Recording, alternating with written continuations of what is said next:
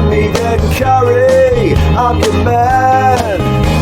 Cause how we all lose it is a mystery. It's like the changing of our wardrobes from a dire history. But it's the one making us not stop. 50 kilograms is all we've got to drop. La la la la, la la la la la la la la.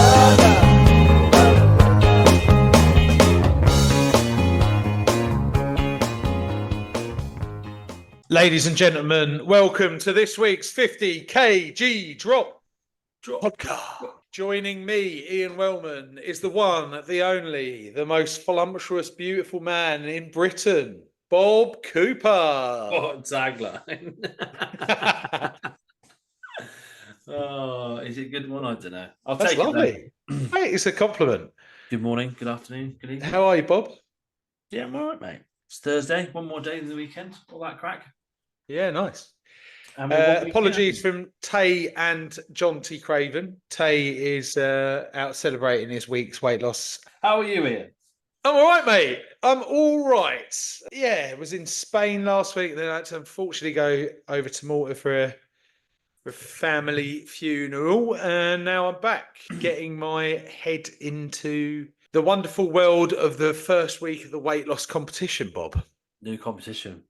What is the official name of it? We got it in there. Host versus droppers, don't we? Hosts versus droppers. So we challenge the external world, for the listeners' purposes, to come and compete against me, Bob, John T, and Taylor, who arguably are the most prolific people in weight loss globally, to see if you can lose more weight than us in the last 6 weeks. We are now 1 week down. Shall I run through some stats, Bob? I think give everyone some stats, mate. Yeah, whilst you're coming up with stats, I'll explain the format. So there's 4 of us as the hosts. We are collectively a team, and we are playing against teams of 4, correct? And we have eight other teams. There are 9 teams? Yep. Which is, for the mathematicians out there, means there's 36 of us taking part, which is, I think, a very healthy community to be taking part. I'm pretty buzzed about that. When I heard there was 9 teams, I was very chuffed. Yeah. So 1 weekend. So we weighed today. Today was the first weigh in to get our collective percentage of body weight. That's what we're doing it on, right? Collective percentage of body weight as a team, and some big numbers already. Week 1.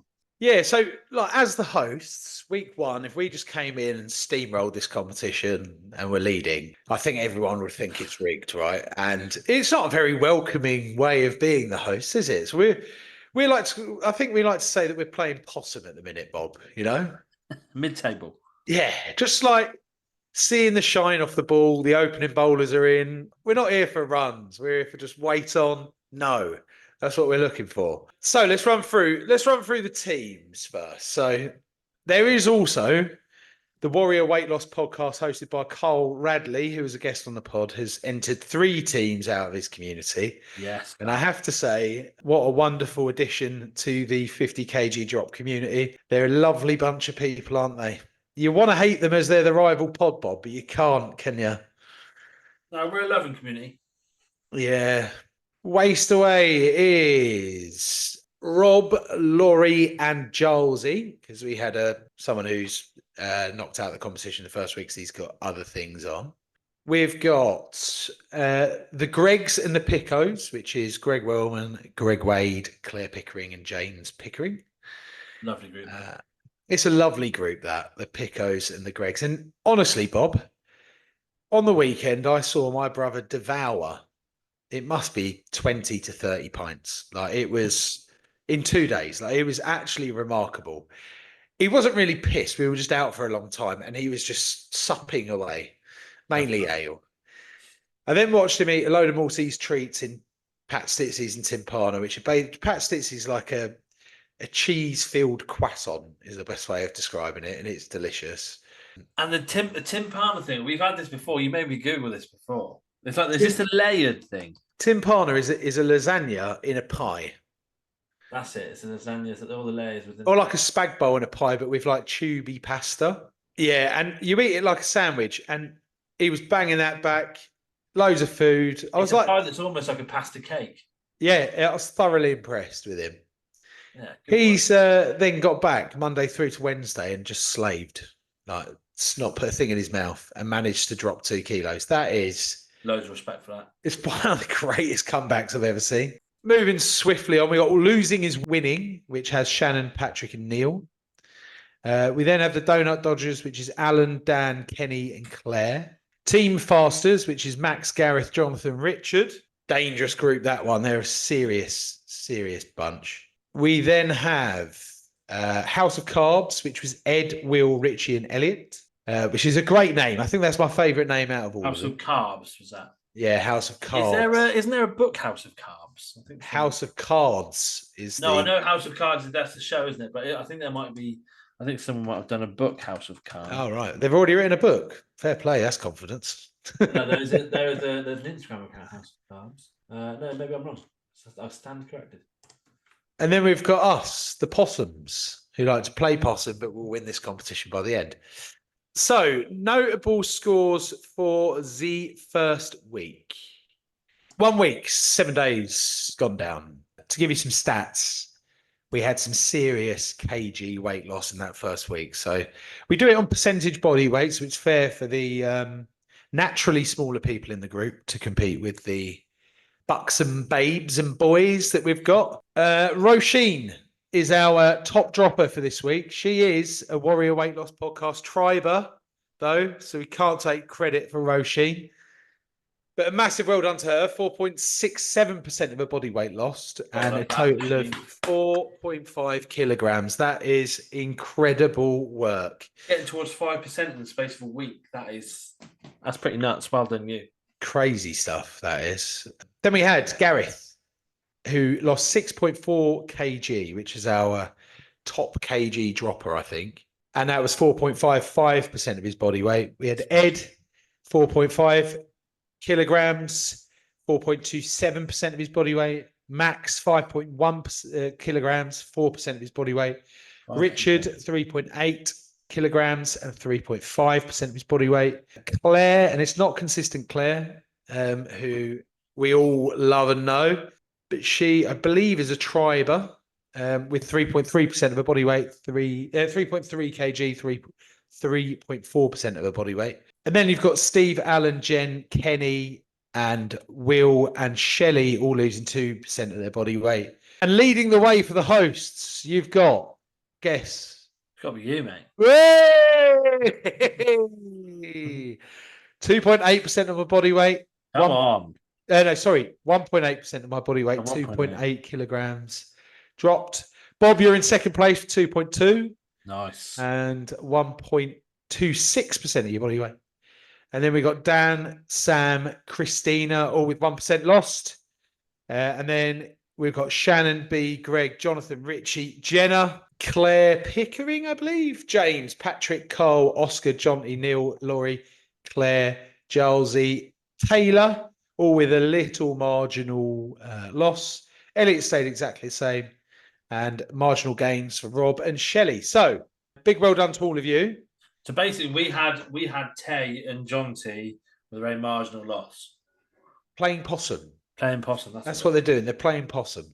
Does that mean we get to play possum this week and they can come in with the? No. I'm going. Just wondering. Yeah, look, 2 kilograms a week every week is what I'm going for 6 weeks. The winning ticket, 2 kilos a week. 2 kilos a week. I think that's the one. I've said that before. Slow and steady wins the race. I'm going out for a steak in half an hour, but it's going to be a healthy one. You're going for a international skateboard, Ben Jones? No, don't put that in my head. It's too much. So out of the teams, which is the main point of the competition. So we've got Waste Away with 0.16% loss. Losing is Winning, 0.5% loss. Greg and the Pickos, 0.6% loss. The hosts at 0.99. Casey and the Sunbeams at 1.23. Donut Dodgers, 1.73. The Bee Gees, 1.77. House of Carbs, 1.79. The Goal Getters at 2.15. And leading the way is Team Fasters, as he likes to pronounce it, with 3.36. The total weight this week lost, Bob, is 62 kilos out of 38 people, which is the same weight as a capybara. In fact, they were very well described in the group. I'm gonna have to read that out. Gives that a bit of airtime. Ed Torrey. I've seen them up close in the Amazon. They're big, like hamstery wombats. There you go. That's what we've lost this week. If the BBC are listening, that's your next Attenborough. Yeah. Adults out, can be Gareth, from who suggested 35 that. to 66 kgs, so we'll be on the largest side of the capybara. Yeah. Yeah, nice, like that. 62 kgs though, week one. Absolutely. Bob, I have been reading a book. Well, I've been audibling a book because I can't stand reading. I prefer listening. Which is called The Glucose Revolution, Bob. Do you want to understand how to lose weight without calories? Just by changing the way you eat. Oh, look at this. That's what I've been listening to, mate.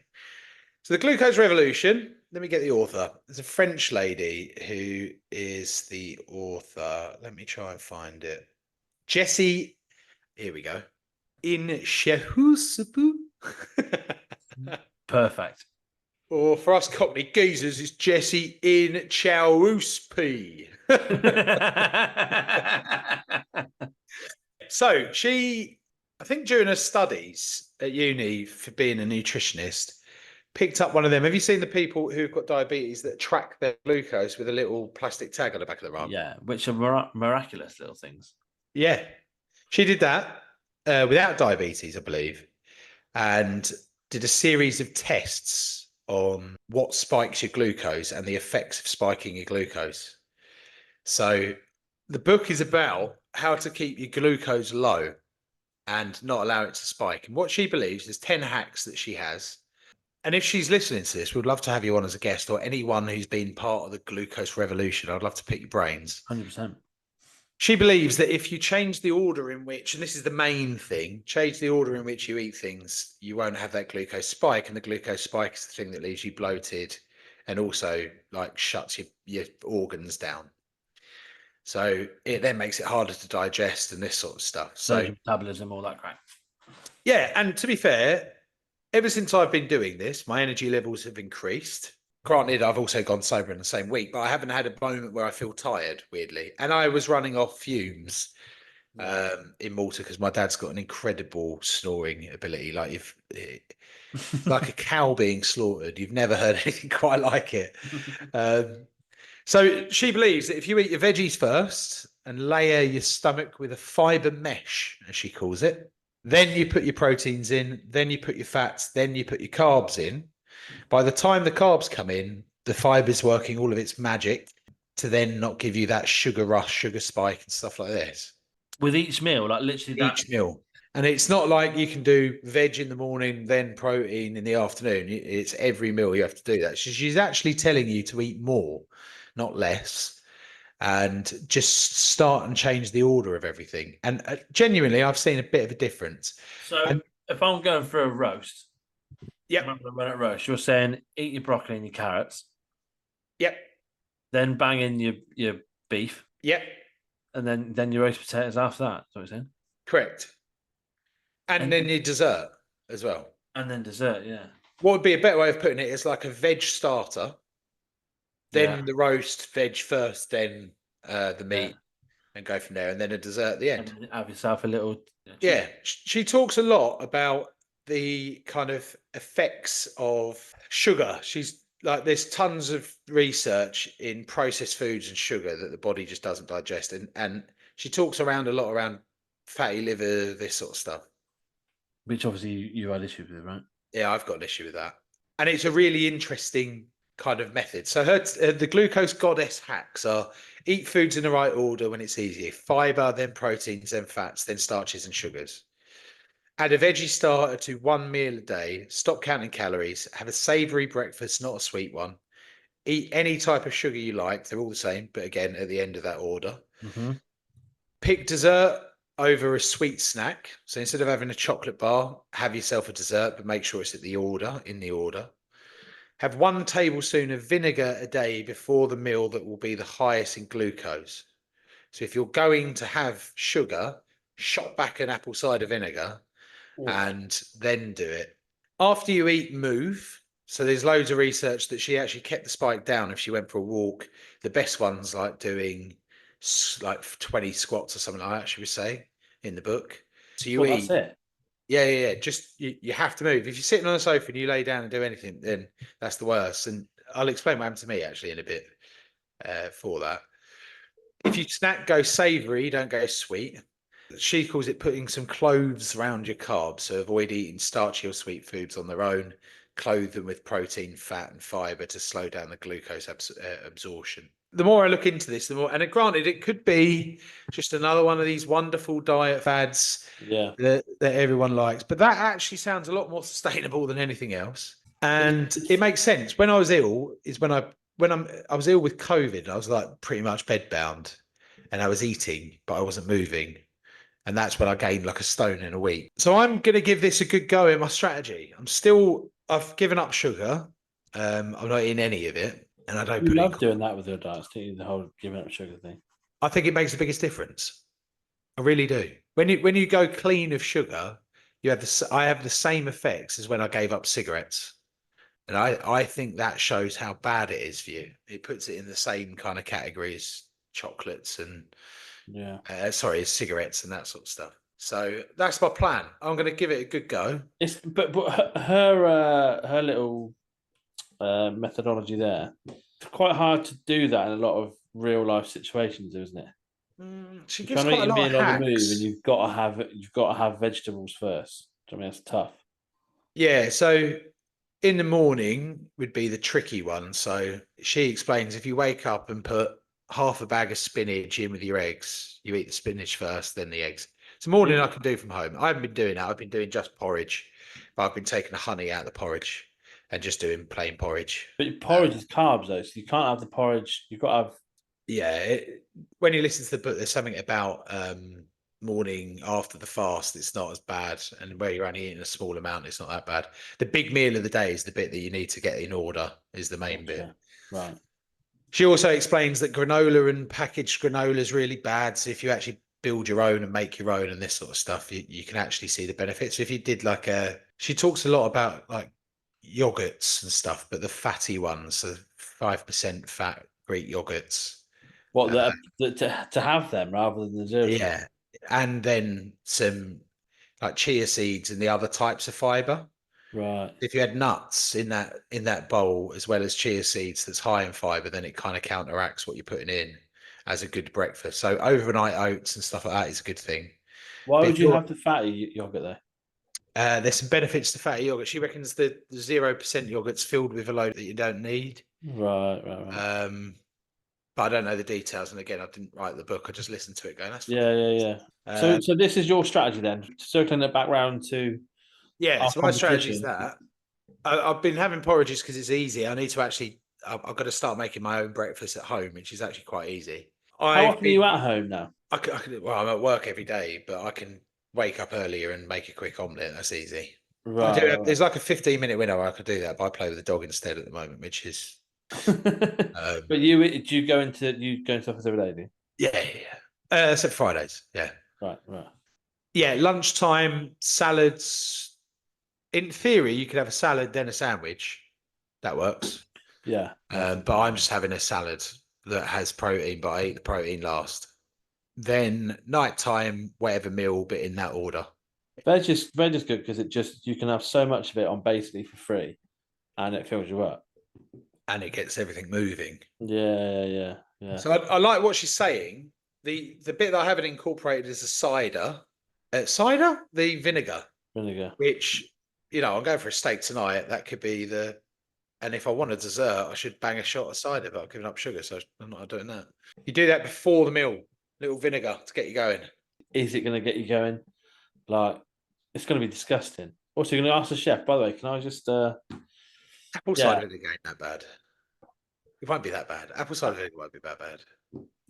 What about a malt? Just give yourself a straight malt vinegar. Sarsen in the shot. Awful. I tell you what, though, a big old shot of balsamic would be lovely.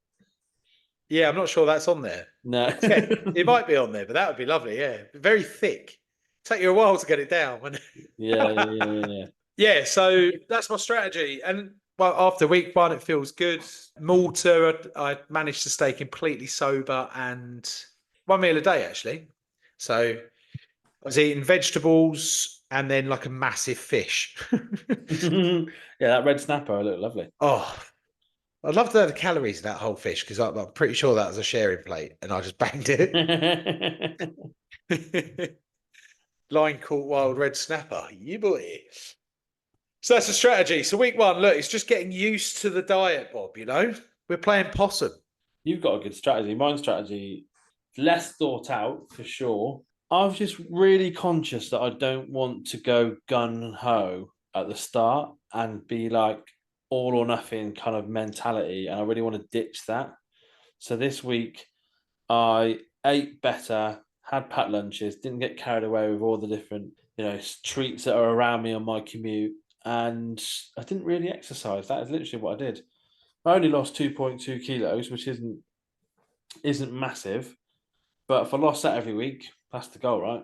And it's proven to be this week. Obviously, I'm very large, so it's pretty easy to do that. But I've kind of done it without really trying, which has given me it's worked in my favor because now I'm getting a real boost off. Just sort your calories out, and this can be easy. Let alone having to pressure yourself with having to find all the exercise, because that's always been my issue. Trying to find the time to exercise is still tough. I'm now doing 4 days a week in the office, and I can't do swimming at lunch at the minute because I've got an ear problem, which I'm going to see someone about in 10 minutes. So yeah, I thought, don't make excuses. Just keep your food in check, and it should still be fine. And that has been fine. So I'm going to add in exercise this week. I'm hoping when I have this appointment very shortly, she says I've got the all clear to swim again. So then I'll add a few swims in and lunches next week when I'm in. Keep the food in check, and another 2 or 3 kilos to chip off. But I'm trying not to like create all this like this is what you've got to do, blah blah blah. So it feels a bit more like normal life, and I'm trying to just build a bit of sustainability to what I'm doing. That's what I'm telling myself. Don't want to say you can't have this, can't have that, because then I just go, well, as soon as I can have it, I want all of it, and I'll have it forever. Like it's just not. I'm gonna try and not do that. Doesn't mean I'm gonna have a takeaway a week at the minute, obviously, but I am trying to make sure that I'm just gonna move a bit more than I am continuously and eat kind of regular healthy meals, and I should be fine. I've been bombing line bikes out of city, by the way. I think it's a lovely way to just get a bit of fresh, cold air in your face. Yeah. A few of our lads use a lot of line bikes. I've never used one. Are they good? Mate, ridiculous. Like, you put your foot down, you're accelerating like a car. I go over Tower Bridge every day and I might die. Like, there's a good chance. Do you have to be pedaling? Yeah. But honestly, it's like you don't feel it. Best way of putting it is like going downhill all the time. No, because there is a bit of pedal, maybe like on a flat bit of ground. Like cycling. But even going uphill, it never changes. Right, it's beautiful. With like this mad like boom to it. The one weird bit from that book that I felt a bit weird about was, I think the question was like, what do you do if you're going out for like lunch with people and this sort of stuff? And she was like, just pack yourself a box of cauliflower. I just whipping that out. Sorry, lads, give us 2 minutes. Just go eat a bit of cauliflower. Just going to chuck him a cauliflower starter, lads. You enjoy. Imagine that opening that, like the smell of it. Oh, what you got there, mate? Just some roasted cauliflower. So I mean, like, it's just not that to me. It's not sustainable. It's not going to be something like, yeah, you could do it for a 2-month blast, but who's just carrying round vegetables? If you go to Pret, there's always that salad there. Side salads are pretty much everywhere. Yeah. And they're never about £7. Yeah, but you never bought them before. I'm buying them now. No, I'm confident. I think there's no better people to lose weight with than the 50 kg drop hosts. What a group of legends. I'm very happy that all of us hosts all lost on the first week. I think that was necessary. Commendable. Yeah. But I'd like to see a bit more from Taylor and Johnny next week. I feel we've done our piece this week. Yeah. Big Tay. When he puts his mind to it, he's a predator, isn't he? Yeah, and I'll just he hasn't responded to the group. I don't know where his head's at. Yeah, I'm hoping that he turns it on, turns at the wick. But just to confirm, in the group, I've just put the world's largest pet rodent, which is a capybara, and it is absolutely massive. And that couple as well are glorious. If you could imagine a couple that would look after a capybara, that's exactly what you get, wouldn't you? Right, Bob, I need to go and eat a load of steak after a melee of vegetables. Yeah, So, enjoy that. have a wonderful evening. Good to see you. And you, mate. Week 1 is down. We're off to a good start. Yeah. Speech after week 2. Up the droppers. See you later.